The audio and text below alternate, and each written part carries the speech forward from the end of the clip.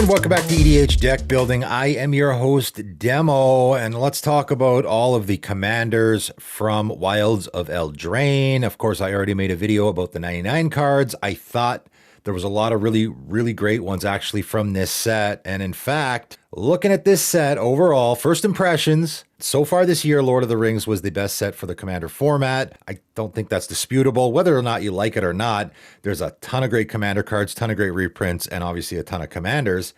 I think this might be second as far as, if just an overall review for the Commander format. This might be the second best set we've gotten this year for the Commander format, I think. But not because of the Commanders. I think there's a lot of great 99 cards and definitely a few I'm going to pick up. The Commanders I wasn't super impressed with.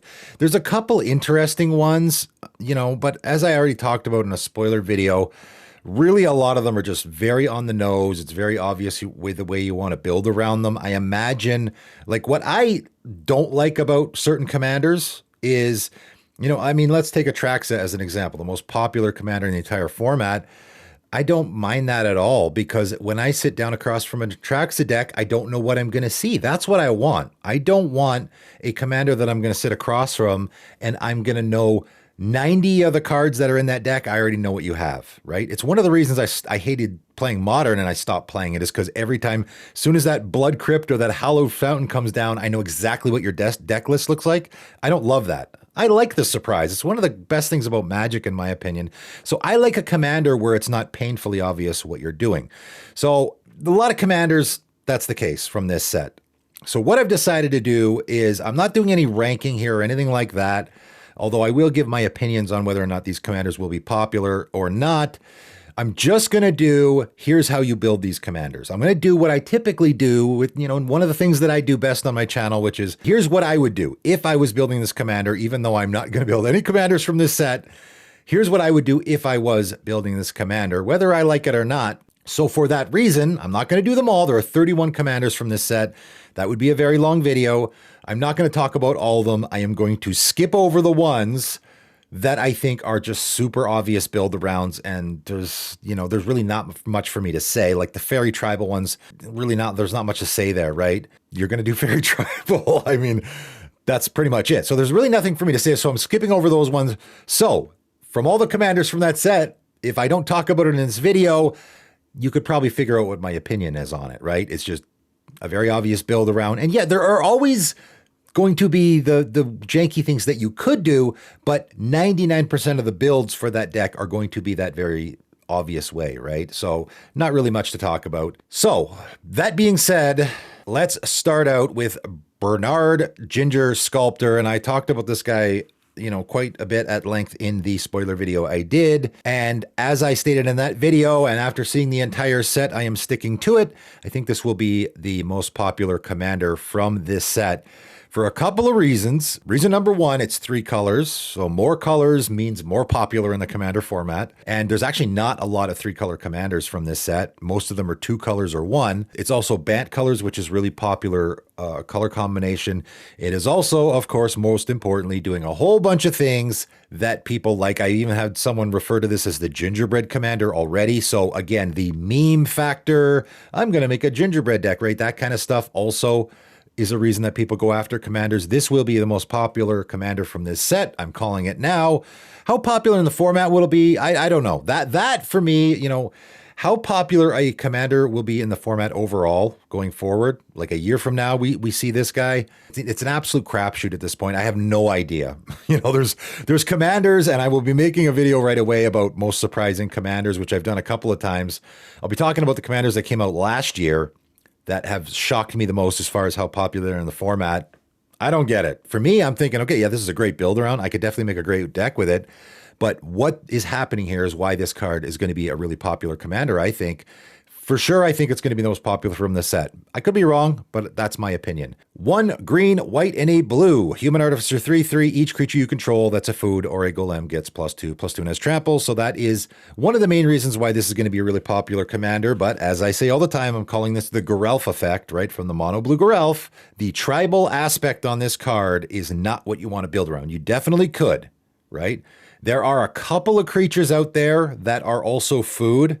In fact, one of them is on this list. That will get that +2/+2 bump and trample, but man, that's a stretch, right? Most food is just I guess you could make a really janky idea where you make food tokens. I mean, if you want a janky idea for this commander, here it is. You make food tokens and then you use I guess Karn wouldn't work because that would just kill them. You would have to use some effect that turns them into like a creature with power and toughness. Or you could use a Karn, but then have Tempered Steel, which gives that static bump to your artifact creatures, right? I mean, we're jumping through a bunch of hoops here, but now I can turn my food into, if it's Tempered Steel, it's a 2/2, and with this, it's a 4/4. That's not bad. So you could do that if you wanted to make a hardcore food deck. I think Golem Tribal is going to be the main way this deck is built. But I think the best way, again, to build this deck is mostly ignore the first ability and use the second ability. Whenever another non-token creature you control dies, you may exile it. If you do, create a token that's a copy of that creature, except it's a 1/1 food golem artifact creature in addition to its other types and has pay 2, sacrifice this artifact, you gain 3 life. And again, I'll just say, I poo-pooed on the whole food thing. I went on quite a bit of a rant in my 99 cards video about how they just don't really use, like they created this food idea and they don't really use it for what it was intended. Like ever. How often do people actually sacrifice their foods to gain the 3 life? Rarely ever. But you could do that as well if you want to do a little bit more of a fringe idea. And I'll just say it is a sacrifice. So you have a creature that wants to die. I'm just throwing out more ideas here. I have a creature that wants to die that gives me some benefit. Okay, I sacrifice that creature, get the dies trigger off of it. Maybe it's a sad robot, which I think is already a golem. So there's a slam dunk in this deck. I have my sad robot come in. I mean, this is why it's such a great card. I love sad robot. It comes in, it gets me the land. It's a golem, so it's going to get +2/+2 and trample right away. Then I sacrifice it, get the dies trigger. It comes back into play as a 1/1, but it's golem. It gets the bump. I can attack with it, whatever. Then I can actually use the sacrifice ability and gain the 3 life, and I get the dice trigger. So that's another thing.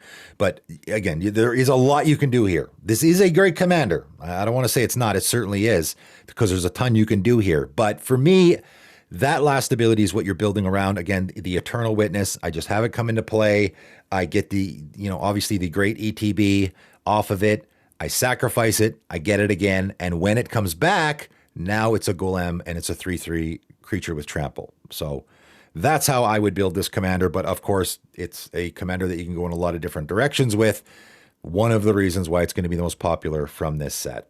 Let's move on to Agatha of the Vile Cauldron. Red and a green, human warlock, 1/1. Activated abilities of creatures you control cost X less to activate, where X is Agatha of Vile Cauldron's power. This effect can't reduce the mana in that cost to less than 1 mana. And you can pay 4 green and a red. Other creatures you control get +1/+1 and gain trample and haste until end of turn. So sort of your win con stapled on your commander. That's always good. Certainly there's a lot to build around here. And again, the first ability plays into the last ability where you can, as I said, that ability, the 6 mana ability there essentially costs 5 all the time unless your opponent can minus your commander's power, right? Because of course, right out of the gate, her first ability affects her second ability.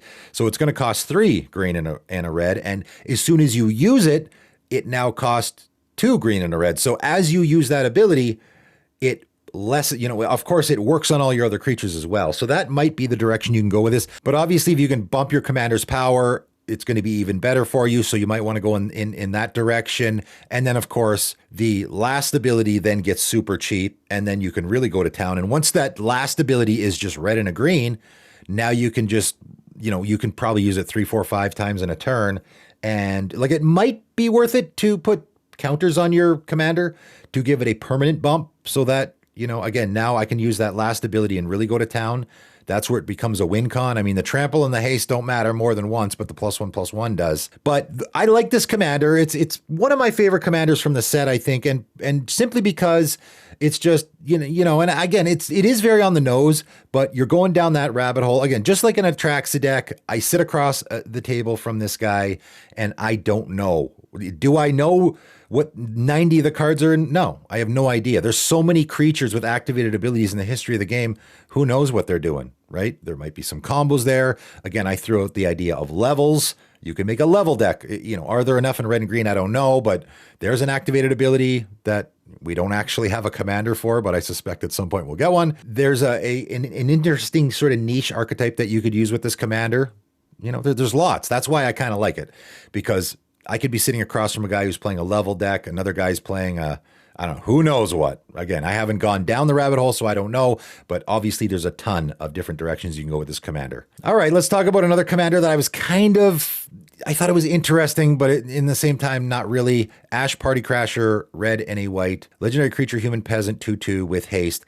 Has this celebration ability, which I think this is an interesting ability. And I really would have liked that they did this more in the set, actually. This is the mechanic that I think, even though it's not, you know, super unique in what it's doing, I mean, it kind of is. We've never really seen it before. So I really wish they would have done this more, you know, this mechanic more in this set, and maybe even had a couple more commanders. I was kind of hoping for another commander that had celebration that was a little more interesting than this one, because I think it's it's one of those things where you kind of have to figure out how to make it work, right? So whenever Ash Party Crasher attacks, if 2 or more non-land permanents enter the battlefield under your controller's turn, put a +1/+1 counter on Ash. So, you know, that's the ability.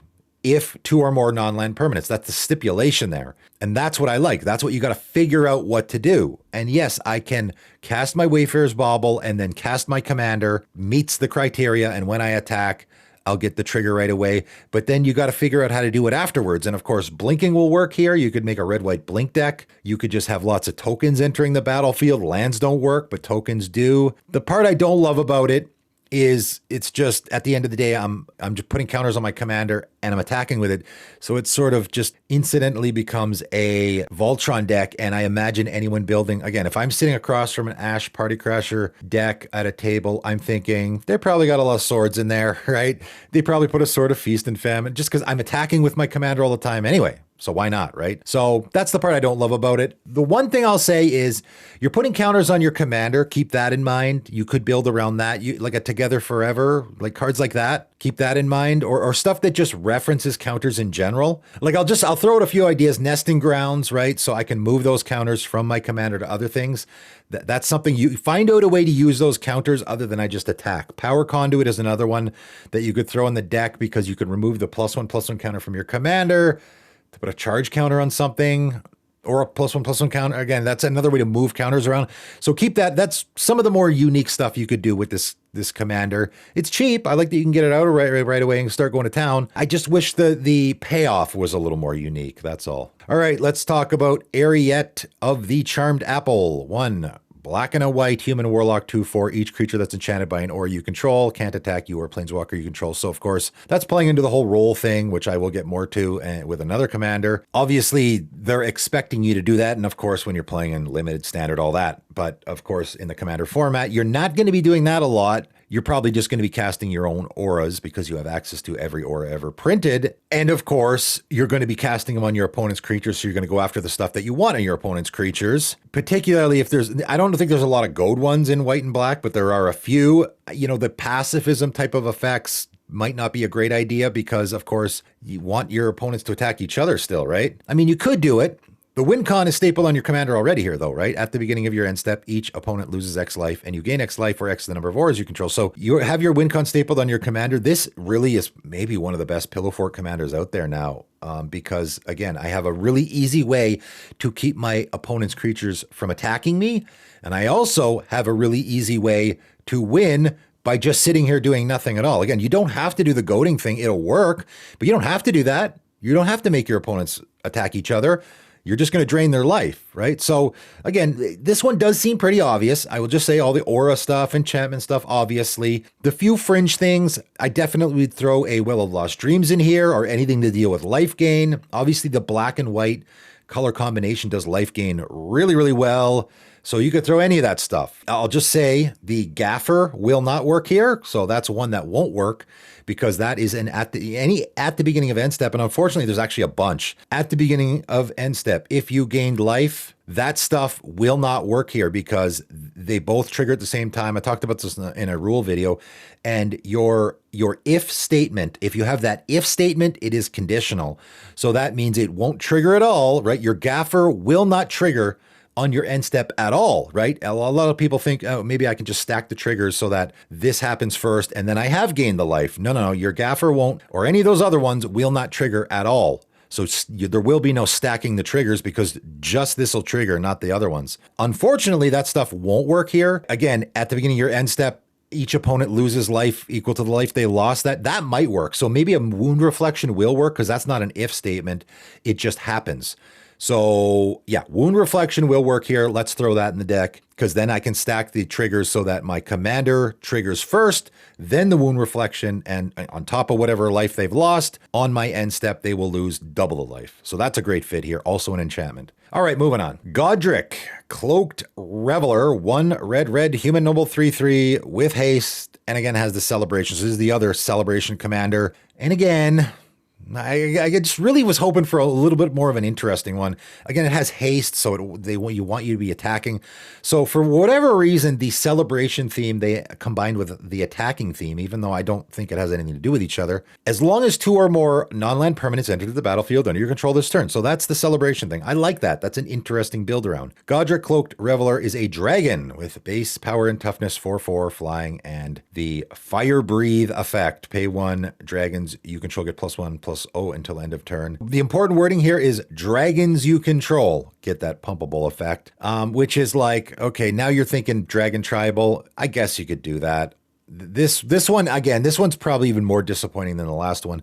It's kind of neat that your commander turns into a dragon. Obviously, you can put whatever dragon tribal stuff in here. Sure, but then we're just in the attacky theme, and there's at least, even just in mono red alone, there are better mono red dragon tribal commanders than this. This one probably is the most disappointing from the set for me because I just thought there is some unique things going on here, but you really could have went in a more unique, interesting way. The fact that your commander loses all other creature types, I don't know if that's relevant for anything. I don't know if you could figure out a way to use that. The fact that your commander is, again, we have to build around 2 or more non-land permanents. We have to build around all that in order to even get this. Our commander is already a 3/3, so turning it into a 4/4 with flying is not even that big of an advantage, other than just any dragon tribal stuff we're going to put in here. So at the end of the day, the most obvious build around here, I think, is probably the dragon tribal, which again, now you're in mono red dragon tribal, which there's way better commanders that do that. And of course, there's way better commanders that do that in other colors. So yeah, this is one that I just wish there was a little bit more that I could build around here because there really isn't a whole lot I can build around. All right, moving on to the other mono red commander from this set, Eldraine the Pyro Hammer, 2 red, human knight 4/4. Whenever an instant or sorcery spell you control that targets only a single creature deals damage to that creature, Eldraine deals that much damage to each opponent. And I know people will say, hey, this seems pretty obvious to build around here.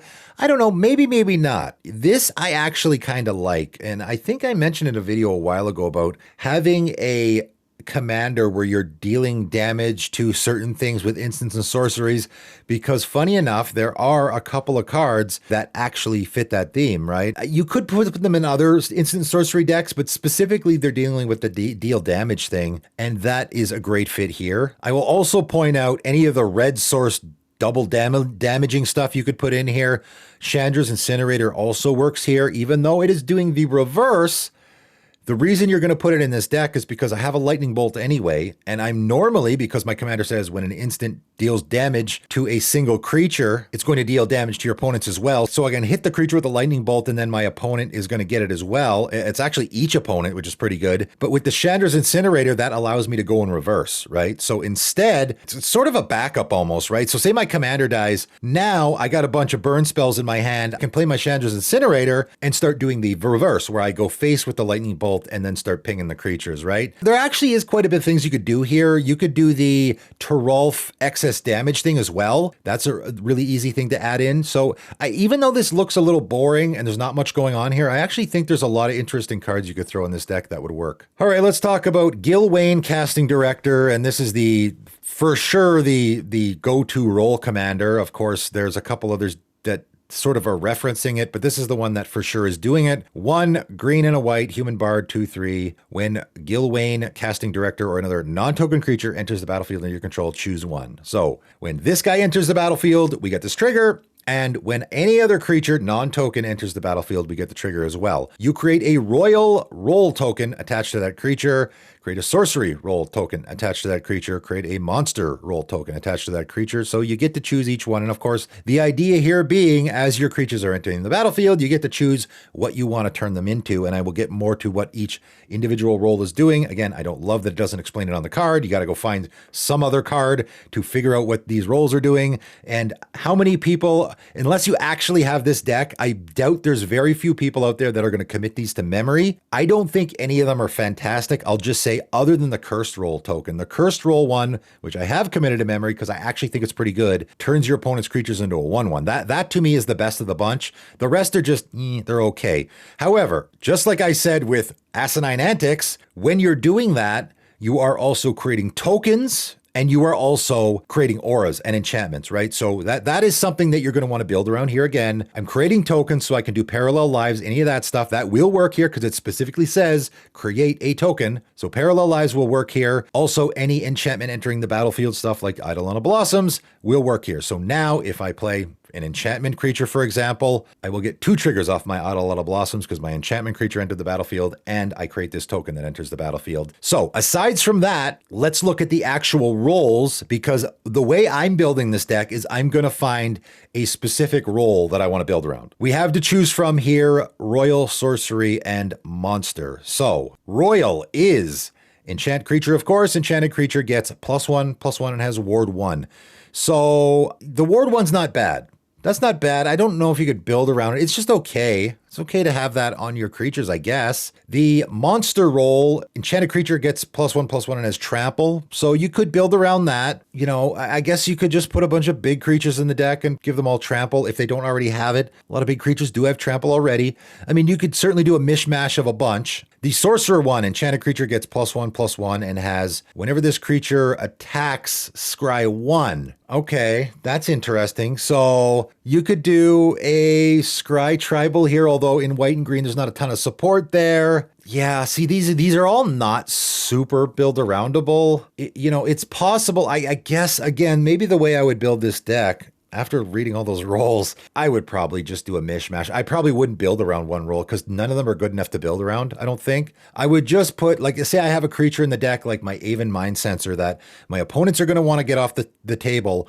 I put the royal roll on that because it's going to give it ward 1. And then I have maybe a really big creature in the deck that doesn't have trample, right? And here you can give it trample. So I guess that's I would probably just do a good stuff creatures deck, mishmash. Again, the enchantment token tribal stuff works as well, but just a mishmash of my favorite creatures that I want to either have ward 1 or trample or possibly scrying. All right, Corvold, Gleeful Glutton, which I'm sure has been getting a lot of buzz around the community. 5 black, red, and a green, Dragon Noble 4/4. This spell costs 1 less to cast for each card type among permanents you've sacrificed this turn. Flying, Trample, and Haste. Whenever Corvold deals combat damage to a player, put X +1/+1 counters on Corvold and draw X cards, where X is the number of permanent types among cards in your graveyard. So again, in that video that I already talked about it, I was a little on the fence about, you know, whether it was as good as the original Corvold. It's not, I don't think, not even close. Like I said in that video, I could easily sacrifice a treasure and a land, you know, sack my Evolving Wilds, sack a treasure. I've now sacked 2 permanent types. So my commander is reduced by 2, which means it still costs 6. That's a lot. I can obviously use the treasure mana. So now we're down to 5. You know, that's still not super great. So that would be how much the original Corvold costs, right? I can swing right away and I'm almost guaranteed to get in for damage. And let's say, again, I have that land that I just sacked in my graveyard. So I'm guaranteed at least getting 1. And then maybe I have a creature as well. That Sakura Tribe Elder that I sacked earlier in the game. I'm going to deal 6 damage to my opponent. I mean, the amount of damage is not super important, although I guess a Voltron strategy is definitely doable here. I put 2 counters on my Corvold and I draw 2 cards. That's not bad. You know, as I pointed out with the other Corvold, it's very easy to just go off. Even in response to my opponent casting a Path to Exile, I can do a whole bunch of stuff and draw a whole bunch of cards before my commander's removed. Here, I go through the trouble of getting into play. I swing with it. Someone paths it and I get nothing for all my I sacked all that stuff, right? So all the people out there thinking I'm going to build this deck where I have an enchantment and you know, all this different stuff in play, maybe even a planeswalker. You know, how many permanent types are there? I guess a battle as well, because that's a permanent type now. All those permanent types, I can sacrifice 5 of those permanent types. Now my commander only costs 3. I get it out right away. I can connect. I can put like 5 counters on my commander, draw 5 cards. If you're playing against me, man, I got that swords, that path ready to go. I guarantee it, buddy. So not a good game plan against me, and probably a lot of other players as well. So, you know, I don't love the, you know, feast and famine, or the, you know, I put all my eggs in one basket strategies, because it could be really good, or you could just be spinning your wheels and doing nothing. And one more really interesting way to go with this commander, again, the Delirium. If you've been thinking of making a Delirium, there's actually quite a few. And these colors are really good for it. And also just any card that references card types. There's that really weird Altar of the Goyf that does it, I think, and also wants them to be attacking alone, which does work here. Also, again, I'll just throw an idea here. The if you attack with a creature alone thing works. Also, the if you only have one creature. I talked about this in a 10 deck ideas video a while ago. There are a couple of really neat cards that do that. If you control only one creature, that might work here, because you definitely could just go solo with your Corvold. And then just, I mean, all the creatures you put in the deck would be, again, the Sakura Tribe Elder. I sacrifice them. But also, you could do the I just discard stuff into my graveyard, right? You just have to get it in your graveyard. And I just talked about Oracle Mage again. I think that video is coming up, actually. That card is so good in so many decks, and this is another one where I can just go, whatever permanent type I'm missing, I just go fetch that permanent type, go get that Planeswalker or that battle, that very unique or more unique, the one that's harder to get into my graveyard. I go get that battle out of my library and I just chuck it in my graveyard. So that you could definitely be doing as well. Another commander where Oracle Mage is a fantastic fit, because I just go get the permanent type I'm missing. So there's some more unique, interesting things. I certainly think this is a lot more unique and interesting than the original Corvold, which is, in my opinion, one of the worst commander designs ever. And I don't think a lot of people would disagree with that. All right, let's move on. Lord Skitter, Sewer King. And yes, I'm going to talk about this one, even though I already talked about how this, yes, again, very obvious build around here. But I do have sort of a little bit of a unique idea that you could go after it with this commander if you want to. So 2 and a black, rat noble, 3/3. When another rat enters the battlefield under your control, exile up to 1 target card from an opponent's graveyard.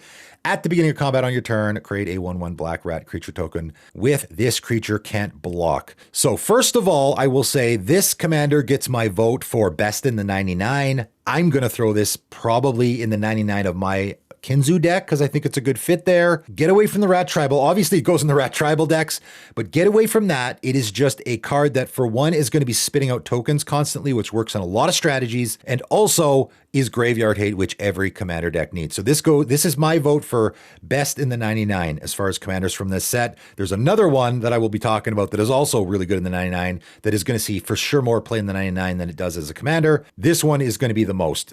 Give it consideration for the 99 of your deck. It's a great graveyard hate card. Now, as a commander, if you were building around it, the one unique thing that I can come up with here, other than the obvious Rat Tribal and what you would typically, Aristocrat strategy, the things you would typically do, because you are repeatedly exiling stuff from your opponent's graveyard, you could do, again, another idea I had is the Gravestorm. Maybe you could throw that card in there. I'm planning on my opponents having empty graveyards. You could build around that. Nezumi Grave Robber, again, another card, and funny enough, that's actually a rat, is a slam dunk in this deck, because that's another card that I have always been looking for a place for it, where you want your opponent's graveyards to be empty. That is a perfect fit in this deck. Absolute slam dunk. If you're thinking of building this guy, put it in there. The other thing you could do here is the Eldrazi. I know, right? Eldrazi in a Rat Tribal deck. But the Eldrazi, I grab stuff from exile cards, and there are a couple, okay, that you could play that when they enter the battlefield or when you cast them, you grab a card that an opponent owns from exile and puts it into their graveyard, because obviously with your commander, that's a guarantee. There's not a lot. Oblivion Sower would be the for sure. Obviously, that's already a commander staple that gets played. Well, used to get played a lot, doesn't get played much anymore. Again, it was one of those cards that was a ramp option for a lot of decks that couldn't do it very well. But here, I think Oblivion Sower is a fantastic fit, because now I have my rat enter the battlefield. I exile that Evolving Wilds or whatever from my opponent's graveyard that they sacked earlier in the game. And now when I cast my Oblivion Sword, because Oblivion Sword just says all the lands they own in exile, doesn't have to be with that ability. So if I've exiled 3 lands already, I get the trigger off of that creature, whatever lands I exile with that trigger, and then the other ones I've exiled as well. So that's another interesting thing you can do with this commander if you're actually thinking of building it. Okay, moving on to Neva, Stalked by Nightmares, 2 white and a black human noble, 2/2 with Menace. When Neva, Stalked by Nightmares, enters the battlefield, return target creature or enchantment card from your graveyard to your hand. Whenever an enchantment you control is put into a graveyard from the battlefield, put a +1 counter on Neva and then scry 1. So the really interesting way you can go with this commander is Nightmare Tribal, right? You put a bunch of nightmares in your deck that are stalking your commander, and then you put something in like a blood clock that returns your commander to hand because she's frightened because she's being stalked by nightmares. Just kidding. That is the silliest commander deck idea ever. Again, this was intended to be working with rolls. Of course, because of the roll thing, they have a whole bunch of when an enchantment goes to the graveyard stuff, which we haven't really seen before, like Ephemia, right, is a deck that I did on my Underwhelming Commanders video a long time ago, which didn't have a lot of support, has more now. That could fit here as well, right? That's more the way I would go with this, rather than doing what they want you to do, which is the rolls. This is a little more interesting, I would say, because you can go down the rabbit hole again, find those enchantments that are sacrificing. Those seals, like Seal of Removal and stuff like that, those would be great fits here because, of course, you want that trigger off your commander. When it enters the battlefield, you're returning a creature or enchantment card from your graveyard to your hand. I guess you could do the creature thing, but why would you do that when you're doing Enchantment Tribal here? It's kind of funny that they even put the creature part in there. I guess you could, but you're doing Enchantment Tribal here, obviously, right? So I have that seal. I can sacrifice it. That way I know I have an enchantment in my graveyard that I'm not wasting my commander's ETB. And obviously, if my seal comes in after the fact, now whenever an enchantment you control is put in a graveyard, right, I sacrifice it, I get the trigger. So I would find all those funny old, like Soul Snare is another one. That's not really a funny old one. It's actually a commander card, but that's a great one that you could put in here. I sacrifice it because I'm using it anyway. And then I get a trigger on my commander. Again, you're doing the +1/+1 counter thing. So Together Forever, also an enchantment. So it's going to fit here. The scry is just nice. Again, I don't think there's a whole lot of build around with black and white with the scry. Maybe you could find some cards. Just scrying is just nice in general. But again, the enchantment thing, as much as you can, like I find an enchantment that both puts a counter on my commander and, so stuff like that could fit both themes. Again, the Together Forever and stuff that it's already fitting the enchantment theme and also the +1/+1 counter theme as much as I can do that. And again, your commander is going to get bigger and bigger and bigger. So same with the Ash, I can do Power Conduit and all that stuff where now I can move those counters around to creatures where maybe I want. I mean, your commander has Menace, so you can attack with it, I guess, but maybe I want to move those counters around as well. Right. So take that into consideration as well. Moving on to a Ruby Daring Tracker. And this is a really interesting one that is certainly definitely not going to be a popular one in the format. No doubt about that. Red and a green, Human Scout 1/2 with haste. When Ruby Daring Tracker attacks, well, you control a creature with power 4 or greater. Ruby gets +2/+2 until end of turn. And the reason this is interesting, I mean, it is a mana dork that has haste that you can play and then use it right away, but you just paid 2 mana for a mana dork that adds 1, so why would you want to do that? Right? It doesn't make a lot of sense. The weird thing about this commander is it has an ability that wants you to be attacking, and it also is a mana dork, right? So maybe it's sort of like the original Rata, a little bit that way, where it's a mana dork, but also wants to be attacking. But also you're getting a benefit off of it, where if you control a creature with power 4 or greater, which of course is not going to be your commander because it's a 1/2, so Ruby gets +2/+2 until end of turn. I'm just coming up with some ways that you could do this, all right? First things first, I can give my commander Vigilance, which is not the easiest thing to do in red and green, so of course it can attack, and then I can also use it as a mana dork on my second main phase. I don't know if it's worth it. Again, just adding 1 red, 1 green, I don't know if that's worth it. That's why the combination of abilities here is very weird. There is a funny old commander from back in the day, from the original Legend set, Tuckner Deathlock, that is, it doesn't look like it's the same thing, but it's in a similar situation. And it has flying and pay red, green, and tap. Target creature gets +2/+2 until end of turn. And it's funny because you might want to look at that deck, because however people building that deck, you might want to build this deck as well, because there's a commander that you probably want to be attacking with, but it has a tap ability. you can give, like the idea I had for that deck was you put untappers in the deck like 1,000-Year Elixir, right? So I attack with my commander, and of course it's tapped. I mean, again, you can also give it vigilance, so I can attack and then use its own ability on itself. So I turn my Tuckner into a 4/4 flyer, 1,000-Year Elixir, do it again. So it's kind of a really janky Voltron strategy. You're sort of in the same situation here a little bit. And again, the untappers will work where I can attack with it and then untap it on my second main phase if I want to use the Mana Dork ability. Doesn't seem worth it though, again, because 1,000-Year Elixir costs 1, so I'm not up any mana there. The one thing you could do here though, again, this to me, I think this is probably going to be the least popular one from the entire set, because it just not a lot of payoff, not a lot of the Mana Dork thing is so weird. Anyway, what you can do is give your commander a +3 plus whatever bump. Like I giant growth my commander, right? I giant growth my commander. Now it's a 4/5. When I attack with it, it itself is a power 4 or greater, and it's going to get the +2/+2 bump. So now it is a 6/7. It's not great, but that is something that you could do. That is a little more interesting with this commander. Okay, Sir Ginger the Mealender, and I'm sure this is one that people have been talking about quite a bit. It's certainly a unique, and again, the meme factor plays into it, where people want to have a commander that's a gingerbread man riding a horse. 2 mana, legendary artifact creature, food knight, 3/1. Man, have we ever been getting a lot? Like they've really gone to town. Like every set now, I think, has a colorless commander. Like they've really been ramping it up. Sir Ginger the Mealender has trample, hexproof, and haste. Wow, that's really good. As long as an opponent controls a planeswalker, that's a very unique. I'm not sure. That must be a flavor thing. No pun intended. That's very specific, that ability. There's zero way to build around that, especially in colorless, right? There's only one card that donates that is colorless, I think, and it only donates like creatures and lands. So yeah, there's zero way to build around that. You just, if your opponent happens to have a planeswalker, yippee, right? That's it. That's all you can do there. You just have to hope that happens, I guess. So the one situation where I would actually be hoping my opponent has a planeswalker. It's kind of neat that they have that on there. What you're going to be building around as a commander, though, is whenever another artifact you control is put into a graveyard from the battlefield, put a +1 counter on your Sir Ginger and scry 1. Again, another commander that, they have a lot of commanders in this set that is doing exactly that, eh? Another thing I don't love, where we have this interesting triggered ability, but the payoff is I just put a counter on my commander. They do that way too much, I think. Anyway, I'll just point out, absolute slam dunk if you're putting this deck together is Animation Module. That's a card I talked about, I think, in a 10 cards or 5 cards video at some point.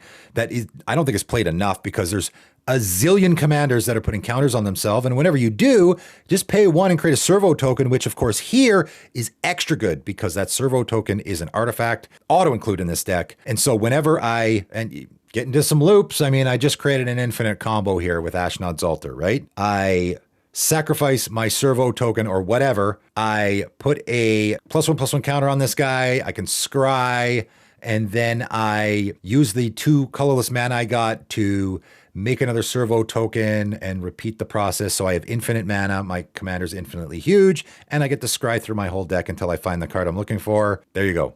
Infinite combo with this guy right out of the gate. Obviously, the part that makes this commander really good is it doesn't say non-token. Treasure tokens work here. You could make, I don't know if there's enough treasure tokens, and I mean, you're going to do it all. You're not going to do just treasure tokens or just animation. You're going to do it all. Very easy to find a lot of artifact creation. Like you could do food, I guess, clues, any artifact tokens that are sacrificing themselves are going to be great here. And that is why, I guess I should also point out, pay 2 and tap, sacrifice Sir Ginger, you gain life equal to its power. So again, it's because it's a food, it's doing the food thing. You got to have that on there, right? It's doing the sacrifice to gain life thing. But this is even better because, of course, if it gets really huge, you get to gain life. And that's why this is my vote for the second, even though I think this will be a relatively popular, for colorless commanders, at least, this will be pretty popular. I think this is also a card that's going to go in the 99 of a ton of decks. This is number 2 for me. Might be number 1. Again, because all the treasure token decks are going to love this, right? Just treasure token decks alone. I put this in my Prosper deck. Every time I sack one of those treasures, I'm putting a counter on this guy and I get to scry. And the scry, I think, is probably extra good with the impulse draw with Prosper. I'm creating this giant creature that I can attack with, or I can just sacrifice it later in the game. I'm going to gain a ton of life. So this guy, pretty neat commander. I think it is going to be pretty popular, but this is, again, another commander that I think is going to go in the 99 of a whole lot of decks. I might put this in my Denic deck for that reason, because I'm doing the clue thing. It also fits the small creature theme, which I have. It also fits the I can put a creature into my graveyard theme. So it fits hitting on a lot of cylinders there. So I might throw it in that deck. It fits in the 99 of a ton of decks. Also a pretty neat commander. Talion the Kindly Lord, 2 blue, black, Fairy Noble, 3/4 flying. As Talion the Kindly Lord enters the battlefield, choose a number between 1 and 10. Whenever an opponent casts a spell with mana value, power, and toughness equal to the chosen number, that player loses 2 life and you draw a card. So I will just say, first of all, I did talk about this guy quite a bit in the spoiler video I did a while ago. I will also say the build around is kind of obvious. It's very open-ended. I guess it's not obvious. It's just so open-ended because there's really not a lot you can do here. I will just say a couple of things. First of all, there's a couple of cards that actually do work with this. Delay is one of them, okay? As I pointed out in the spoiler video, because when your opponent casts the spell that is the mana value that triggers your commander, right? They cast that 2 mana value spell, let's say. You get the trigger off your commander, then you cast your delay, counter it, then it will be cast later on from suspend, so you get the trigger again. So delay is already a card that gets played in commander a lot. It's a great fit here. We'll also say, as a lot of people have pointed out, copying your commander with the Sakashima, I can copy legendary creature stuff, works great here because I can pick 2 and then I make the token copy and pick 3. So now I'm just getting a lot more triggers. That is probably the best way to actually build around this commander, creating those non-legendary token copies of your commander. I will also just say the number you should be picking, because I think there is a number. I had a lot of people guessing. A lot of people said 3. I don't think 3 is the number. And why people said 3 is that's the mana value you see most, and I agree. Almost every commander deck I've ever made, mana value 3 is the most. However, this isn't just mana value, guys. Remember, it's power and toughness as well. And I actually looked it up, okay? And I don't remember what the numbers were, but I looked it up. I looked up both power and toughness in the history of the game of Magic. I mean, in the commander format, obviously. The most popular power is 2, okay? Of all the power and toughness, the most popular is 2. By quite a wide margin, and I did toughness separately, and toughness also is 2. The most popular power and toughness separately in the format of Commander is 2, and also 2 is very popular as a mana value, so that is the number I would pick. So if you are building this deck, the number you want to pick is 2. I would just pick that every time. I would never pick anything else. Again, unless you're copying your Commander, then I would go 3, and then I would probably go maybe 4 or 1. I would never go, like after you get past 4, it's going to be rare that you ever see that, right? So definitely 2 though is what I would start with. Okay, Yenna, Red Tooth, Regent, 2, green, white, Elf Noble, 4/4, pay 2 and tap. Choose target enchantment you control that doesn't have the same name as another permanent you control. Very specific wording there, and there's a reason why they did that. Create a token that's a copy of it, except it isn't legendary. Speaking of which, there's that wording. If the token is an aura, untap Yenna, Red Tooth Regent, then scry 2, activate only as a sorcery. So this is another commander that I think is getting quite a bit of buzz. The guys are talking about it on my Discord quite a bit about the things you can do with it. And again, that's why a commander like this is good, because of the open-endedness, right? I'm looking for those enchantments that I can create token copies of. Now, the same name thing, obviously, I mean, in other formats, that's going to be relevant. In Commander, it's going to be relevant because, of course, you can only create 1 token copy, right? As soon as I create that token copy of my Ghostly Prison, right? Whatever. Now I choose an enchantment I control that doesn't have the same name as another permanent I control. I already control 2 permanents that are called Ghostly Prison, so I can't make a third, right? So the maximum here is 2. I guess if 1 gets destroyed, now I can do it again, right? So that's one thing you can do here. You could very easily make a Pillow Fort deck with this commander for that reason, right? I copy my Ghostly Prison, then I copy my Sphere of Safety, and no one can attack me. So you can do that. There's a lot of options you can do here. There's a ton of options you can do here. Again, the create token copy thing works because obviously you're using that wording. So you can throw the Parallel Lives, the Anointed Procession, all of that, right? White and green are the colors for token creation. They're the best colors for token creation. So you can do all of that.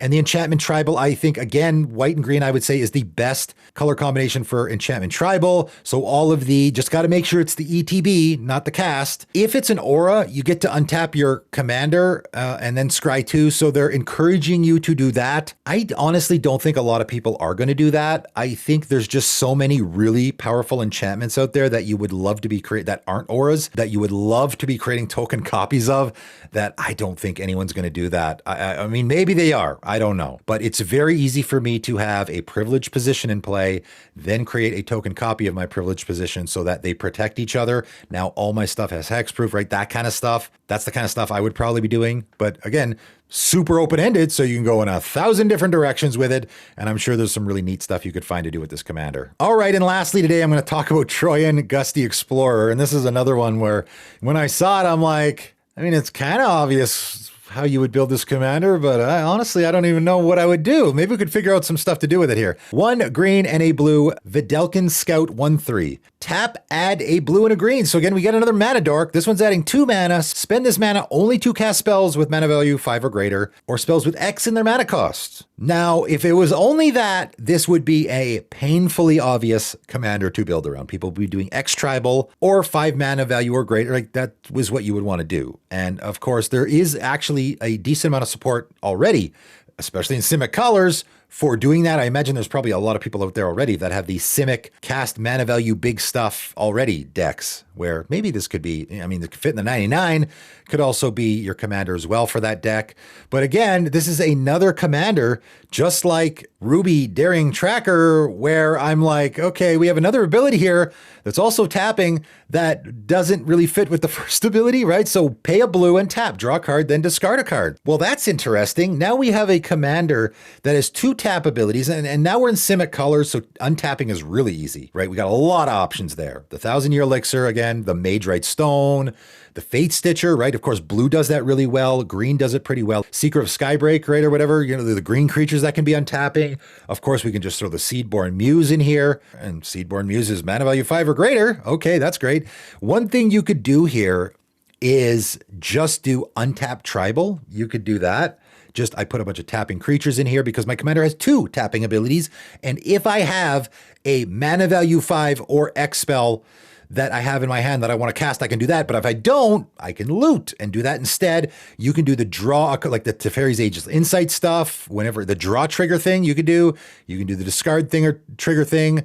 Although I would say there's definitely a lot less in blue and green than there are in other color combinations, but you could do it. I could do my draw. I draw my second card each turn thing as well here because your commander has that trigger on it. There are a lot of things you can do here. One way you could build this deck, though, again, going back to the Seedborn Muse, is you could essentially build a Prophet of Krufix deck. And of course, that's banned in the format. Would be a great card in this deck if it wasn't. You could do the Prophet of Krufix thing here with Seedborn Muse and the Untappers. Thinking of what a Prophet of Krufix does, that's what I do in this deck, where I have, again, Seedborn Muse, Quest for Renewal, the things that untap all your creatures on other people's untap steps, stuff like that. Maybe even the Patron of the Rocky might work here as well. It would be expensive, but it would work. I cast my stuff with Flash, which again, Simic Colors does really well, and I untap my stuff. And I just basically turn my deck into a Prophet of Krufix, which of course, the card is banned in the format for that reason, because people hate that stuff. But the idea is, and Simic does this really well, right? I untap all my stuff on my opponent's turn.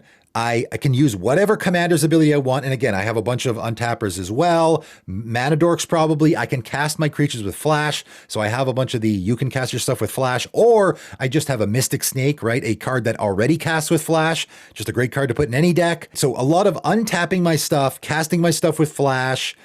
I do the looting just to help get the cards I want. Draw triggers, a lot of draw trigger stuff. And again, I can put whenever you cast a creature, whenever a creature enters the battlefield stuff, which of course is very easy to put in this deck as well. So I'm getting lots of draw triggers. You know, I guess that sounds like a good stuff Simic deck for the most part, but I think it's a little more interesting. And again, when you see this this is certainly an underwhelming commander and not one that a lot of people are going to go after. Now I can do that thing, right? That thing that everyone is kind of sick and tired of and doesn't want to see.